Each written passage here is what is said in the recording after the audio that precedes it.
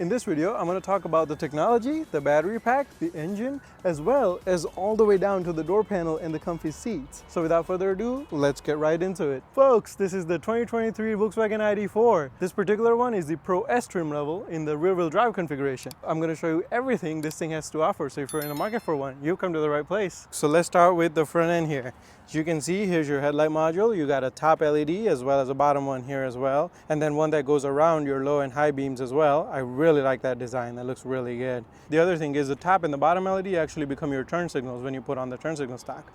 What's more is that you see this whole bar here and even that Volkswagen logo, I'm pretty sure that's illuminated. It's very, very bright out here, so you can't see it. And then moving on down here, here's the only thing that I don't like. This is a little bit of a pass-through for the air for the radiator. As you can see, there's a radiator right behind there, but that's your air pass-through. These do have your ultrasonic parking sensors in there, so that's one. Here's the second one, third one, and then there's another one over there. So the ultrasonic parking sensors are actually much more reliable than anything else. So that's really good. So overall, folks, I think the front end looks pretty handsome on this one. I really like it. And one thing you don't really realize from this angle is how short the hood is. This is actually much shorter than the size of this SUV would normally be. So this is actually very nice. So under the hood, here's a missed opportunity if I've ever seen one. This was designed to be an EV from the ground up. So why is there no frunk? This is rear-wheel drive also. Again, why is there no frunk? The engine's in the back. What the heck is all this? So I don't really know what's going on here, but I would have really liked to see a frunk. If you design a car from ground up to be an EV, do better job packaging, please. So while we're talking about the engine, let's make sure you know the horsepower, which is 201. 229 is the pound-feet of torque because this is rear-wheel drive only. Remember, the dual motor has more, but this is rear-wheel drive, so that's what it has. Also, this is the 82 kilowatt hours, so you'll get more range because it's not dual motor. And in case you were wondering, out of the 82 kilowatt hours, only 77 are usable. So let's take it to the side here. As you can see, you got the 20-inch wheels on this one, which is a 235/50 R20 tires, as you can see right there. And these are quite huge, to be honest. I would have preferred a smaller wheel so you get better range, but fortunately this is what you have. As you can see, there's your Pro S badge right there. That's good. I like that. Then you have turn signal lights in the mirror as well. Moving on over here to the side, these look like your normal traditional door handles, but they're actually not. There's a button here. You kind of press it and then it electronically pops open. So inside here, this one operates the same way. There's two mechanisms here. So the first one actually electronically pops it open, just about that much, and then you can pull it further to manually unlock it if the battery is dead or something. But I'm not sure how you would do that from the outside because there is no mechanism where you can pull this thing out. All right, moving on. Here's your charging port. You just simply press, pops open. There you go. I will list the charging speeds that it supports right here and the battery size as well as the miles. So the battery pack on this one is 82 kilowatt hours. With it being rear-wheel drive, this gets 275 miles of range. If it was a smaller battery pack or if it was all-wheel drive, it would get definitely less than that, but this is the most range you can get in the ID4. Moving on towards the rear, folks, there is a big light bar, which I really like. And then you also have the illuminated Volkswagen logo, which is good, and then ID4 right in the middle. Now you would think because of that right there that the trunk opens from the bottom there, but it does not. It only opens till here. Let me show you. So you put your hand under here, press a button, and there you go. That's how much it opens. So it's quite a short opening, and the height right there, the loading height is quite high. As you can see, here was a button that I pressed. That's your rear view camera, and then a couple of lights for the license plate that actually goes there. Here's a button to open and close the tailgate, as well as a handle here to pull it down, and there you go. It closes automatically. So one thing about this tailgate is that it opens up to this height right now. So if you want to adjust the height, like if you're tall, I'm going to hit my head here. So you basically bring it to where you want. I'm going to push it up as far as it goes. And then I'm going to hold this down for about 3 seconds. There you go, it makes a little noise. Then your height is set. Next time it opens up, it'll open up to that height. All right, so inside the trunk, you have this little privacy cover thing. So if you want to store something in here, you have this, which actually automatically comes down and hides anything. Though if you want to remove it, you simply pull these two out, and then you can lift it out like so. Now you have a lot more space in here. First, let me show you what you get here. There's a roadside assistance kit. Let's open it up, see what you get. A couple of reflectors, gloves, nice. Then you have ponchos. for reflecting purposes at night, I guess. And then you have a hand squeeze light, okay? Interesting. And then you have a tire pressure gauge. I'm not sure why there is no flat repair kit here. Maybe it's below it? Let's check it out. So below this, Volkswagen Car Go protection system. Car Go. You lift that up. There's another one. So another storage area down here. You can lift that up and see there's more down there. And then if you want to lift it even further, there's something more down here as well. What is that? Let's check it out. Aha, so here it is. Compressor, flat repair kit. That's what we were looking for. There is a small cubby here as well on the right and the left side. This is for your license plate mounts, but there's some space over there. I don't see a charging cable here, but I will ask the dealer here and make sure to put it in the video here if this comes with or without the charging cable. All right, so now let me get inside and show you exactly how much space there is. All right, as you can see here, probably not a lot. my head touches the top here. But I mean, if I want to, just sit like this, I can definitely fit. A couple of things back here. To my right, there is a light as well as a circuit lighter style power outlet here. And then on the left here, it's just a light. There's nothing else. And you also have tie downs over here. So there's 1, 2, and then the same on the other side over there. Now there's 2 features about the second row that I really like. And on that note, let's move into the second row. Just a quick mention before we get in the second row. This is all plastic. So is this. And this is leather wrapped on top of the plastic. It's really not that comfy, but it'll be just enough to support your elbows right there. Piano black I don't like. And then a small cubby for your storage over here with speaker down here, and this is all wrapped in plastic again. All right folks, so here we are in the second row. Plenty of space here, at least 2 to 3 inches for sure. Small pocket up here and then a bigger one down there. That's pretty good. In the middle over here, you have your climate vents as well as a small storage and 2 USB-C ports. All right, so on to the things that I really like about this back seat. First is the seats themselves. They are super comfortable. Look at the amount of flex there is. There's a lot of padding here and perforation as well. So I really like that. I like that a lot. Even the front seats are actually exactly the same. So that gets a huge thumbs up. Most of the cars that I've reviewed to this date, that includes minivans and SUVs, always have had firm seats. That's probably for reliability and durability purposes, but comfort is where it's really at. I mean, when you're going to be spending time in these seats, you want it to be comfortable, right? So really good here. I like that. That's just a huge thumbs up. Now the second thing is when you drop this armrest in the front, you get 2 cup holders. But what is that? So there is a button in the back which you got to toggle. Let me do that. There you go. And now this thing can come forward and reveal a space. You can put your skis through it all the way up to the front. You can put anything that you can fit from this little hole here, and you can still have 2 people sitting in here. That's very clever, and not a lot of small crossover SUVs really do this. Now that doesn't mean you can't drop these seats. You can still drop them 60-40. I'll show you that. But this is really useful if you still want to carry 4 people and perhaps some skis through this. Let's talk about child seats back here. So you can fit 3 child seats in here, although you can only fit 2 of the latch style ones because only the 2 side seats have these latch anchors. The middle one does not. But you still have the tether in the back which you can attach your child seats to, so you can technically do fit 3 in here. But I really wanted to make sure I point that out because if you guys have 2 latch style seats, you can fit them both in here. But if you have 3, you can't fit all 3. You have to use the third one with the top anchor in the back.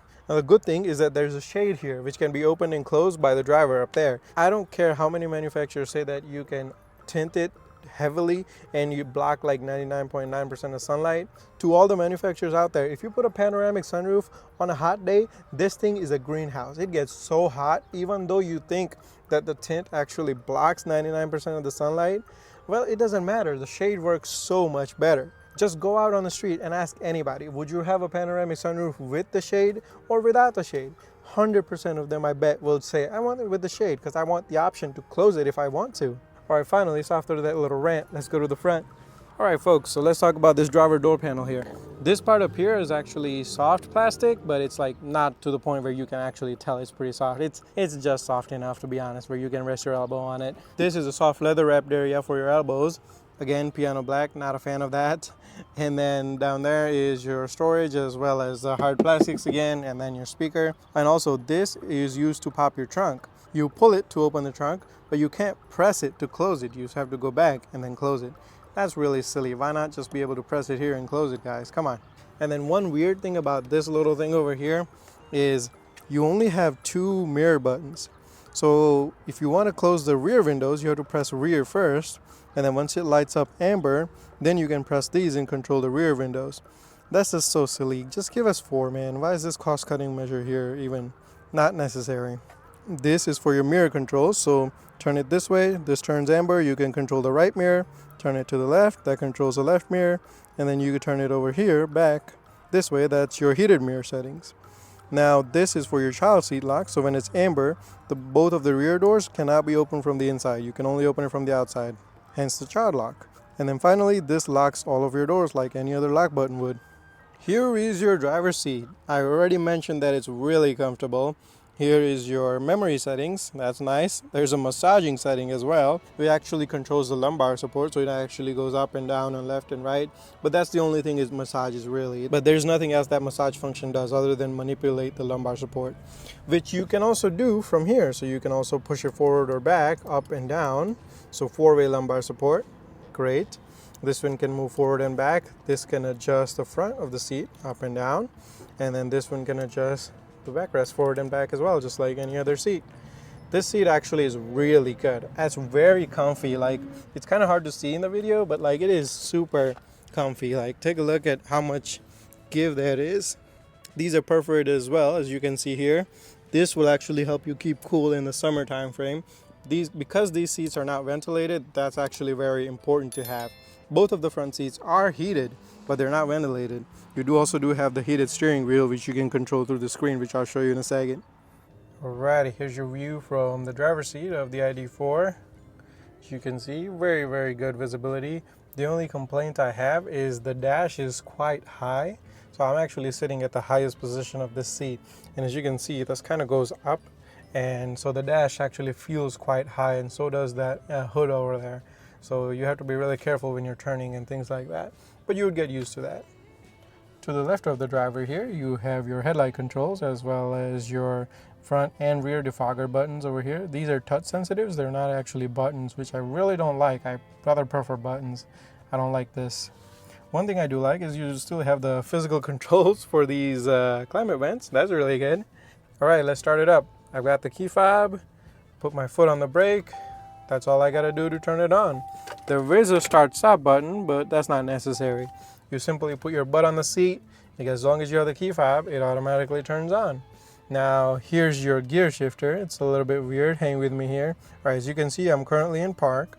So if I want to go to drive, I can hit it once. And if I will go to reverse, I hook it once and then twice.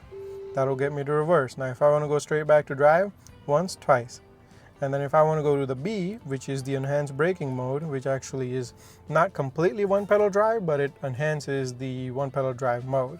Now here's something weird. Once you're on the B mode, you would think you would pull back to go to D, right? But if you pull back, it goes straight to N, and then you go again to the B. If you want to go to D, you have to push forward again, and then it goes to D. So if you want to cycle through them, you have to kind of hit forward. That's a bit weird, but that's what you got. All right, onto this small screen here. As you can see, you have your map here that shows up. You can switch that up using this button. So you click view. It shows you your other view where your miles per kilowatt hour efficiency and the speed and so on. And then that's the only 2 views you have at the moment. And then this controls your adaptive cruise control and your safety systems. That's to the left of the driver. Usually on most manufacturers' cars, this is to the right and the media controls to the left, but in the Volkswagen it's flipped for some reason. And then your signal stocks here on the left again, and then your wipers on the right here. One final thing I will say about these buttons is these are touch sensitive. When you press into them, this whole thing like goes in and out. So it's not ideal. You're not actually pressing a one button. They're actually touch sensitive, all of these. I really don't like that in any cars, and I don't like them here either. And there's a lot more of these coming. Just you wait. So here is your 12-inch multimedia screen. Now pretty much all EVs have huge screens, but one good thing is that this thing actually has separate volume sliders. Again, these are touch sensitive. I don't like that, but I guess it works pretty well, so it's fine. Same thing for your temperature sliders. You can turn it high or low using the same type of slider here as well. And then here is your menu button, so you can press that go straight to the menu. And then for your climate controls, you can press that, it'll take you to climate controls. And then when you click on the assist button, it brings you the assistance that you have for your safety system. So this is not very intuitive or either straightforward, but let me show you. So if you click on this car, it tells you this is your adaptive cruise control setting. If you click on this one, that is your lane change system. It assists you while changing lanes. Now if you click on yourself, there's also assisted lane changing. So I'm not sure what the difference between this and the other lane change system is. If you also click on that speed sign, you can see that your screen here has the ability to show you the speed limit. You can adjust here if you want a visual alert here on the screen if you're going over the speed limit, if you want audio as well, or you don't want it at all. And then you can go up here, and then there is all of your systems in one spot. I think this would be easier if they would just bring you here instead of this little weird screen where it took me a second to figure out what I was supposed to do here. And next to that, you have a mode button, which you press, and then this is your drive modes. You can select Comfort, Eco, Sport, and then you can even have your own custom mode. There's always a home button here, so you can press that and go right to home if you need to. There's a map here. This is on a 3-year subscription, so once that subscription ends, you don't pay for it, the maps do go away. As you can see on the map, there's your chargers around here, as you can see. Now, if you have route planning on, this will show you where to stop and for how long to charge your car. But after that 3-year subscription is over, that kind of goes away. So you don't get that anymore unless you pay for it. Also, this car supports user profiles, so you can create user profiles for the different drivers that are going to be driving this car. So once you set up the different users, they can come here and just select their profile, and everything here will be set to whatever they like. That's a really good feature. Now here's a funny one, the ambient light. Now these you can control using these little mood lighting. Check them out. Infinity, if your mood is infinity, eternity, desire, euphoria, vitality, or some other mood that you're in. I've never ever heard myself or anyone ever saying, I think I'm in vitality mood. That's just weird. Now in the middle here, folks, you got your 2 cup holders, and then there's like a little floating console look going on over here, as you can see. I don't know why they did that. I mean, I don't think you can really store much down here, but that's what you got going on here. Here's you have your wireless charger. This little clip will hold your phone in there, and it won't let it fly around. You also have 2 USB-Cs, and then here's your center console. It's fairly deep, and it actually opens up a bit more once you go in, because it actually goes in here and then opens up, so there's quite a lot of space inside. So this is actually very good and very decent sized center console. And the same great seat as the driver, including the 4-way lumbar support and the thigh support. That is really good. Usually there is at least one thing missing, if it's lumbar support or the thigh support, but this thing has it all, just as the driver. And then finally, here's your glove box. I believe it's a pretty good size, to be honest. You can fit probably a lot of stuff in there if you really wanted to. Now up here, here's your auto dimming rearview mirror with the home link system, so you can hook up your garage doors to these buttons and you can open them with this, so you don't need to carry around the little fob. Up here, you have this button which turns on both LEDs at the same time. You can also turn them on individually by just touching them. So this button controls the automatic turning on and off of the LEDs when the doors open and close. And then this is your call for help button, and that is your roadside assistant button. And this slider in the middle controls the sunshade, so you swipe back to open the sunshade, swipe forward to close. There you go. Now to close it, you simply slide forward, and if you want to stop it in the middle, you can always just press the back or the forward, and it stops it right there. I just want to say a huge thanks to King's Volkswagen here in Mason, Ohio for allowing me to film this video with the ID4. If you are in the market for the ID4 and if you're around here, check them out and ask for Mike Wilson. He's a really nice guy. He'll help you out, I'm sure.